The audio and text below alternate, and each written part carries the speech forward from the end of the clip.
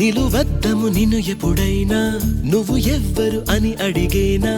ఆ చిత్రమే గమనిస్తున్నా కొత్తగా నువ్వు విన్నది నీ పేరైనా నిన్ను కాదని అనిపించేనా